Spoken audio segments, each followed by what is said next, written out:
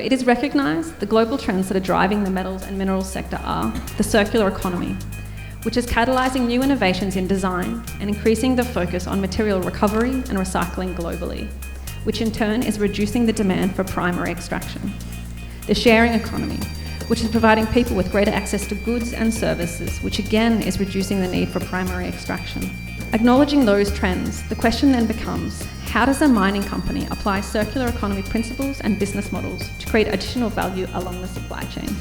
One way this question is currently being explored is through the application of the circular economy business model, product as a service. 电炉炼钢这个产业，在整个铁资源回收再利用循环里面，它是占一个很重要的角色。那如果使用 SD490W 钢筋搭配5000 PSI 的混凝土的话，它柱子的设计的话，大概是尺寸大概是100×100，使用钢筋的话，大概有28支11分的钢筋。那如果它使用 SD550W 搭配7000 PSI 的混凝土的话，它的柱子可以缩小到90×90，里面的钢筋剩下24支，所以整个柱子使用钢筋的支数的话，大概可以减少的大概14%左右。另外，它混凝土使用的数量也减少，因为它柱子整个的体积变小，当然那个模板的使用数量也会变小。那另外，由于柱子变小，所以你室内的使用空间也相对变多。当我们谈循环经济的时候，其实很多时候是归结到设计端的一个想法，也就是说，我们当材料放到我们手上的时候，我们怎么样透过设计的方式去保持并加强它的价值，让它在我们的经济体系里面来不断的循环。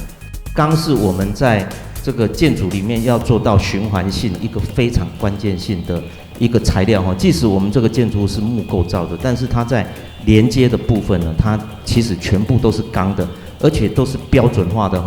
在一个循环建筑里面呢，除了我们在设计端之外，那要让这个循环经济在后面整个可以运作的话，那这个材料银行的一个建制是非常重要的。The same value, no, double the value from half the materials, and this is really what circular economy must deliver, but also the big opportunity that we have in that.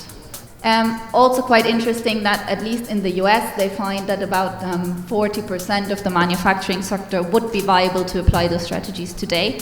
So we talk a lot about design needs to get better to enable those strategies. That's very true for the rest of the other 60%, but 40% is quite a significant share of the industry that technologically could apply this today. At the end, we will have a qualified machine that is 20-some years old. We will be able to sell it still at about 60% of its original price tag after 20-30 years. So this is really a win-win situation for our customers, for SML, and also for the environment. 就刚刚前面有提到的，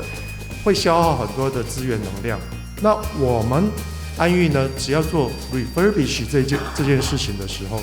确实可以为我们的客户省来很多的经费，也能够让他达到就是他要生产的这个目的，最后的目的。